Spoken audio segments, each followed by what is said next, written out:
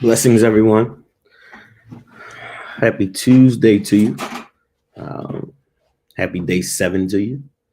I pray that your day was a productive day and a good day. Um, we're at day 7, which means we're getting closer to double digits. Um, and again, before you know it, we will be right where we need to be. Elder Asia, love you. Thank you for joining with us tonight. I am excited for what we're getting ready to do um, and all that the Lord has for us. So take a moment to remind somebody that we're on tonight. Take a moment to remind somebody that we are uh, in day 7 of our teaching, and we are prepared to um, share what the Lord has for us to share tonight. Um, but we are in day 7 of our consecration, and what an amazing time it's been. Um, and The Lord has really, really been um, good to us. Blessings to you, Toya. The Lord has been good to us. He's been gracious to us. He's been kind to us. Um, and so I wanted to take a moment tonight to just share from the word of the Lord. Um, and all I can do is really, really thank God, for his blood and his keeping power, um, his sustaining power. The Lord is really, really kind. Um, and Elder Kendra's on. Love you, sis. The Lord is really, really kind and gracious to us. So I've been talking about, I've been praying. The Lord had been leading me to, in the past few weeks, He's been really leading me to pray about danger seen and unseen. Um, and Deborah, I love you. And I've been talking about it in my time of exhortation. Um, when I have the opportunity to serve our benediction, I've been praying about danger seen and unseen. Um, and Today, many of you know, Brianna, we love you. Many of you know that I am an assistant principal at a high school, and so I've been working. I've been working in education for close to 20 years, and I had been previously been working in an elementary school, and I was there um, for close to 10 years. And so about 2 years ago, I got a call from one of my really, really good friends and mentors. She was my principal, but she had moved on. I served on the leadership team with her at the elementary school, and she had moved on to become a regional schools officer. And so she called me a few years ago, and she said, "Hey, listen, I have another school in West Philly, and she said I'm reaching out to you because I need your help." I said, "What do you need?" She said, "I need you to go take over one of my schools." She said, "And I'm asking you before any other, regional schools officer asks you to take over their school." So this regional schools officer, is she has helped me, develop me into the leader that I am. And so I came to this high school last year. It was my first year there, and it was different. It was very different. Elementary to high school is very, very different. But I was able to, tunnel through some tough months and leadership changes and staff changes and things like that. Um, and when we came into this year, we were really excited. We feel like we had a solid vision. Our new principal is amazing. And so we felt like we had a solid vision. We were ready. We were prepared. Um, and as prepared as you may be, there are some things in life you're just never prepared for. And so many of you know of the gun violence. You've seen it. it's everywhere, right? So it's not just, Baltimore and New Jersey. No, it's Philadelphia, it's everywhere. DC, right? The gun violence. And so today, we don't have metal detectors. We don't have any of that, right? And so today, um, we were um, I was working, going through my normal day, normal routine. Um, good day. The energy was great in the building. The kids were fantastic, and just a good day. I was sitting down at my desk, the one brief moment I got, and I was, typing up something, finishing up a report, and I got a call from one of my deans, like, Craig, I need you right now. And I'm like, can you tell me over the phone? They're like, no, I need you like right now. I'm like, okay, cool. I finish, my report, and I go down to one of my dean's offices. I'm like, what's going on? And she was like, I got a tip from one of our kids that, one of our kids may, have a firearm. So in my mind, I'm like, there's no way. Like, there's no way. This student, was just out of the building for other disciplinary reasons. Student literally just returned yesterday. Got him a new schedule. Got him set up for college, right? So, we're excited.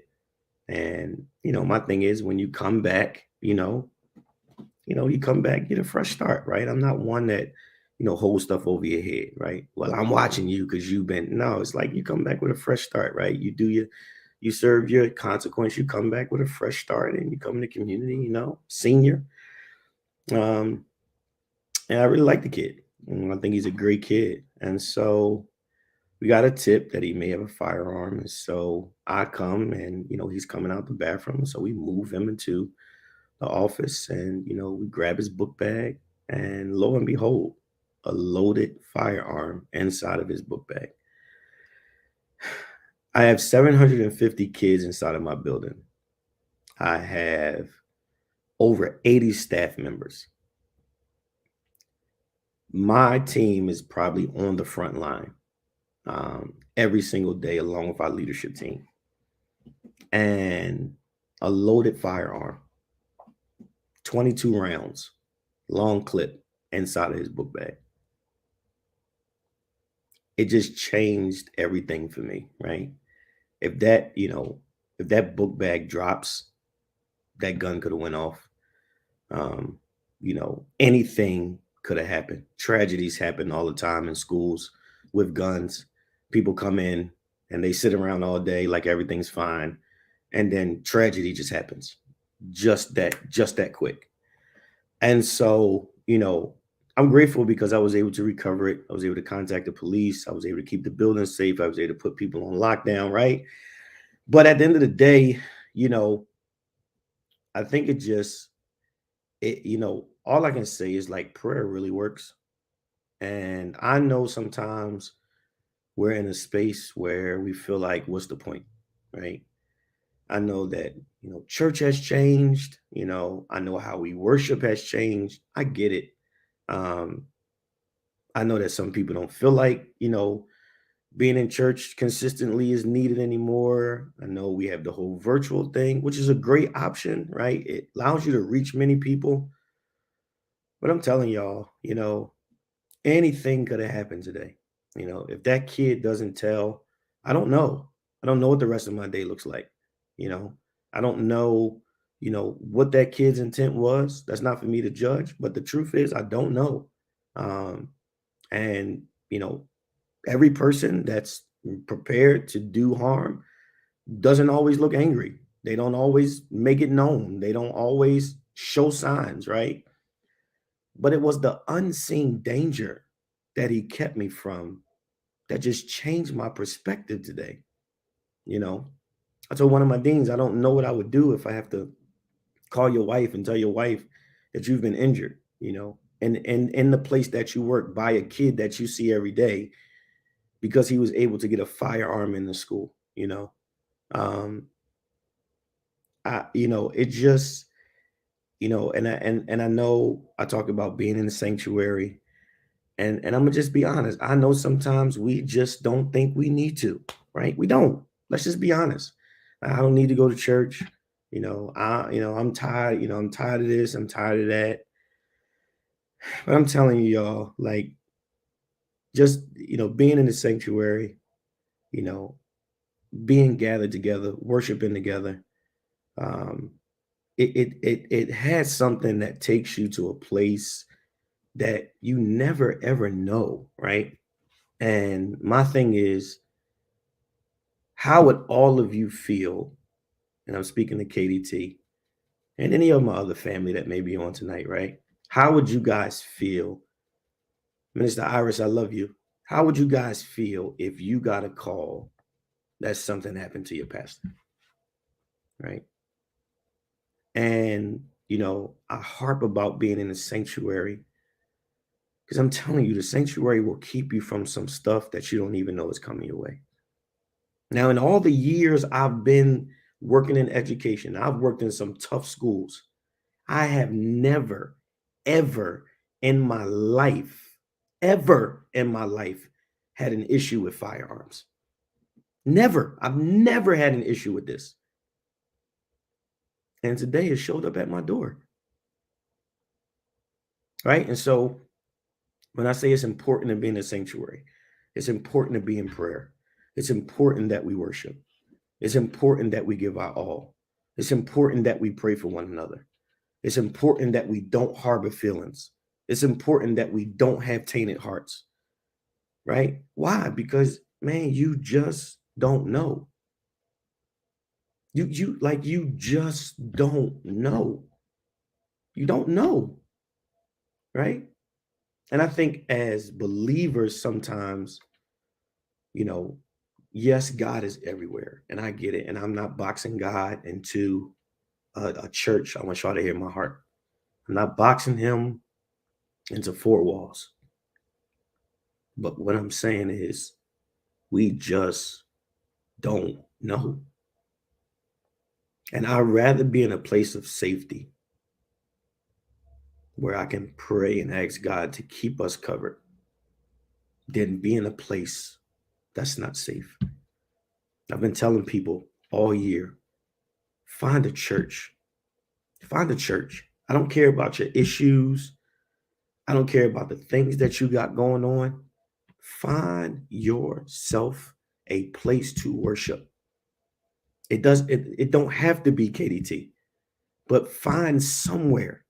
If KDT is your preference, then come in and get the work because you don't know. You don't know. Sitting home is not good enough. Watching live is not good enough. We have to make sure that we are in the ark of safety because you don't know. You don't know what's coming. You don't know what's happening. And you don't know when it's going to be your time. I've been in education for years, y'all. And I've never in my life experienced anything like I experienced today. You have staff members that are afraid.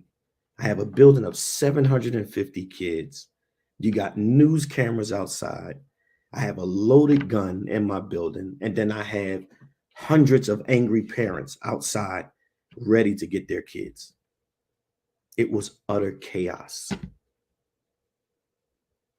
But I don't have one staff member injured. There was no firearm that was fired. We were able to recover it safely. We were able to get the student out. We were able to keep 750 kids safe and dismiss them safely. We were able to keep over 80 staff members safe, and we walked away with no tragedy. So when I say that you don't know what the sanctuary will keep you from, this is why. This is why I say what I say. I say whatever it is that God has called you to do, just do it. Do it. Don't worry about being perfect. Just give God all you got. Give him all you got. Whatever it is, do it. Just do it. Just do it. I know you get tired. I know you get weak. I know you get worn. I know you become overwhelmed. But let me tell you, the house of God and the power of God and the blood will keep you from things that you never thought would happen. When I woke up this morning, I never thought this is what I would face. When I started this consecration, I never thought this is what I would face. Never. This was not on my mind. But you just never know. You never know. And I'd rather be in an unprepared place with the blood on my life than be in a prepared place and be by myself. I'd rather be in a space that's unpredictable with the blood than be in a space that I'm comfortable in and have no protection. And we got to be careful that we haven't become so comfortable that now we've dismissed the covering that we need. We got to be careful that we haven't become so complacent with what we feel this era is that we dismiss the thing that's going to protect you from what you can't see. I'm not talking about the danger that you know. I'm talking about the danger that you don't know. I'm not talking about the danger that you can identify. I'm talking about the danger that you don't even know that's sitting right up under you. This young man was sitting in my classrooms today. He was walking my halls today with a loaded gun in the book bag that he was carrying. And nobody knew. Nobody knew. But let me tell you what the blood does. The blood will illuminate the danger that you can't see. Did y'all hear me? Did y'all hear me? The blood will illuminate the danger that you can't even see. Come on, y'all. Come on. Come on. It was the blood that illuminated. And I'm not saying that I'm the only reason that God allowed it to be seen today, but I believe I'm one of the reasons. I believe I'm one of the reasons. I'm not going to say it's all me, because there's some believers inside that building with me, but I believe I'm one of the reasons that he allowed the blood to illuminate the danger that was hiding right in plain sight. Come on, y'all. Come on. Come on. The blood will illuminate the danger that's right under your nose. The kid walked right by me this morning, spoke, gave me a handshake, everything, and went on with his day. Went on with his day. Never, ever in my mind did I think. I had some notions about a few others, but not him. Not him.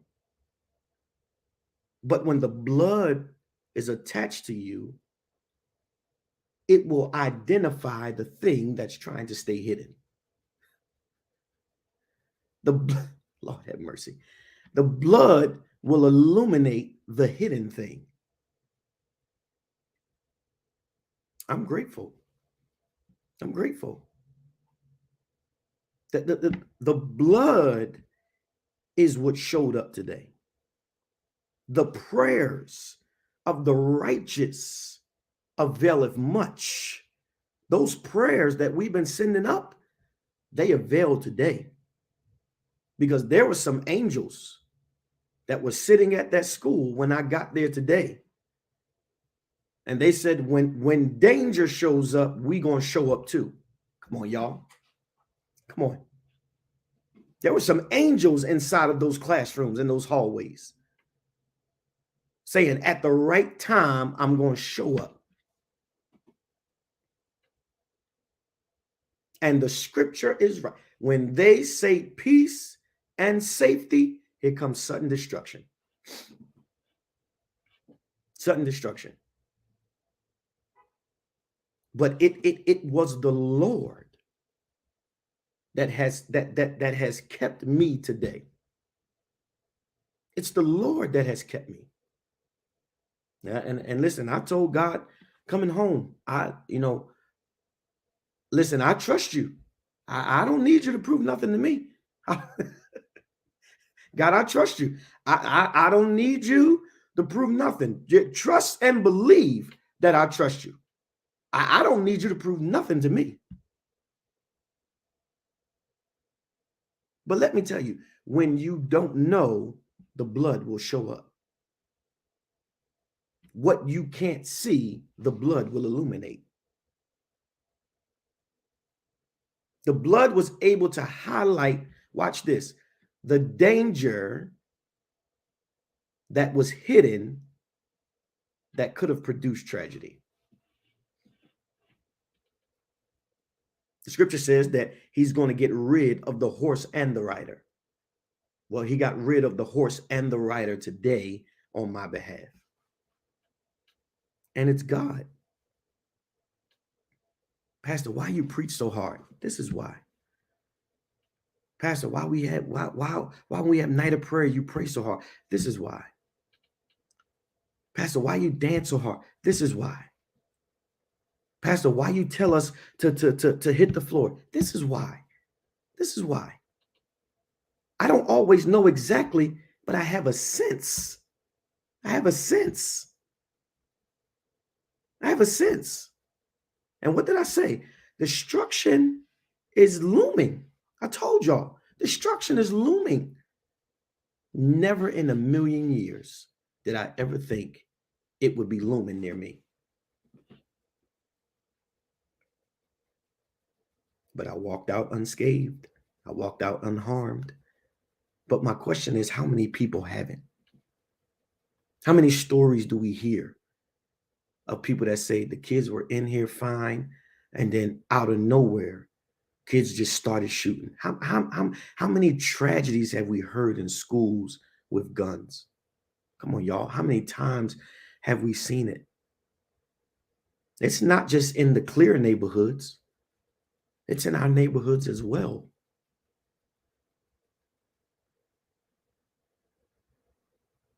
And we have to really, really remember why the Lord has created sanctuaries for us. He's created sanctuaries for us so that we can always, watch this, be prepared for the unprepared. So we can always have the tools that we need. Every day when I get in my car, before I turn on my ESPN, because I got to hear my sports on my way in, I pray. And you know what? I've always asked, and my mother taught me this. I always ask the Lord to keep me from what I cannot see. Keep me from what I cannot see. I told the Lord coming home, if you feel like I didn't believe in who you are and what you are to me, then I want to sincerely apologize, because I don't ever want you to have to prove it to me like that ever again. You know, I think of my mother. I think of my daughter. I think of my father, right? How would they feel if they got a news alert that their son, my daughter's father, was harmed at his job? I'm not talking about doing what I shouldn't be doing. I'm talking about being at the place that I go to provide for myself and my child. Come on, y'all. I'm not talking about hanging in the street. I'm not talking about being somewhere I'm not supposed to be. I'm talking about being at the place that I go to every day to try to change lives. Come on. Come on. Now is not the time. I want y'all to hear me. Now is not the time. We have got to run back to the sanctuary. We've got to run back to the sanctuary because you do not know. Some Sundays y'all say, Pastor, I know you're so tired. I know I'm so tired and I'm so going to preach and I'm just going to so go to sleep when I'm done. Why? Because I do not know what my preaching is protecting me from. Pastor, you don't have to do all that. I don't know what my dancing is protecting me from. I don't know what my sacrifice is protecting me from. I don't know what my seed is protecting me from. I don't know what my loyalty is protecting me from. My accountability. I don't know what it's protecting me from. But what I know is it's never harmed me. It's never harmed me. This is the time for us to settle ourselves, be prepared for worship, be in worship. But now it's really time to go get others that don't have what we have.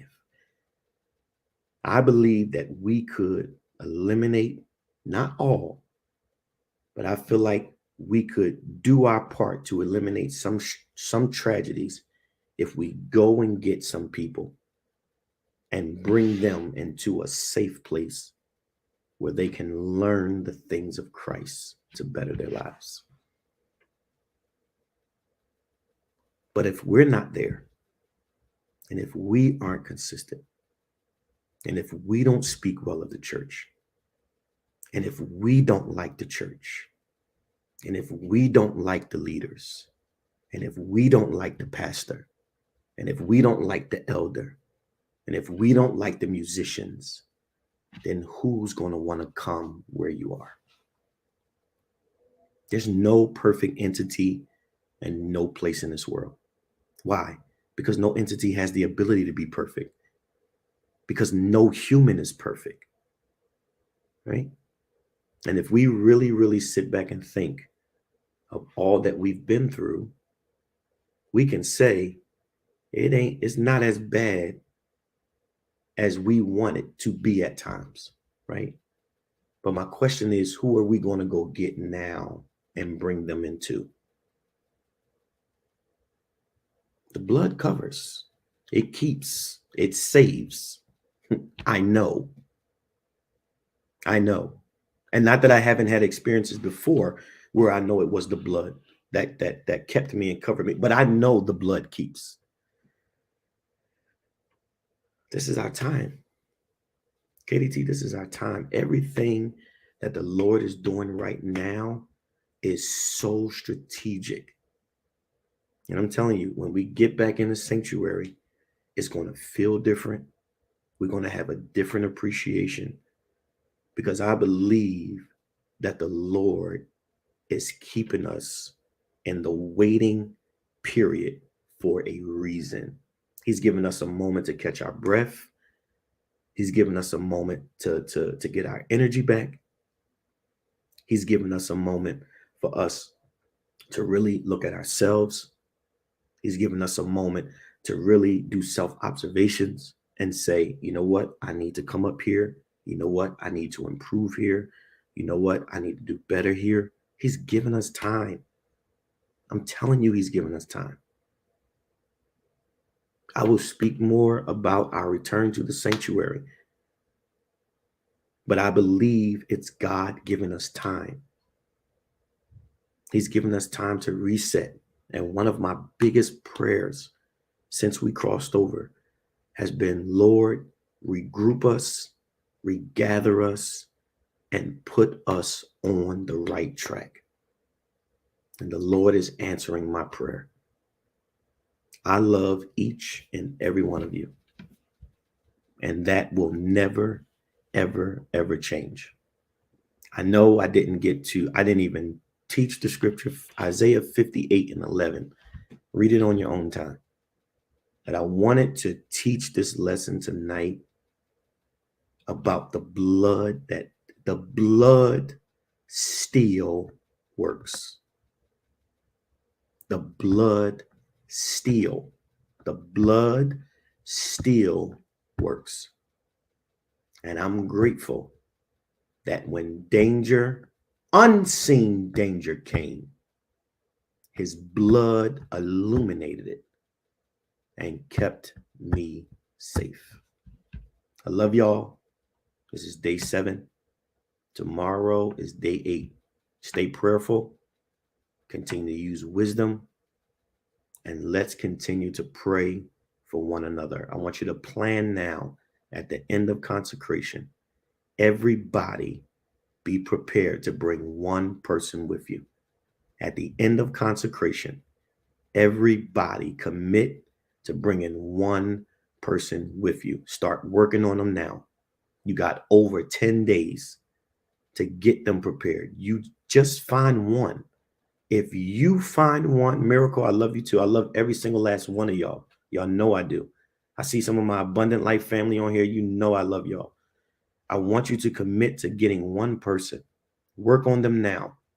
Because let me tell you what will happen. If you get one, that one will get another one. Naya, I love you. If you get one, that one will get another one. And then that one will bring another one. Let's work on bringing people to where we are so that they can experience the same grace and love that God has shown us. I love every single last one of you on here. I'm praying for every single last one of you. And I pray that you have an amazing, amazing day. Day 7 is in the books. And tomorrow we are moving forward with day 8. Peace and blessings to you all.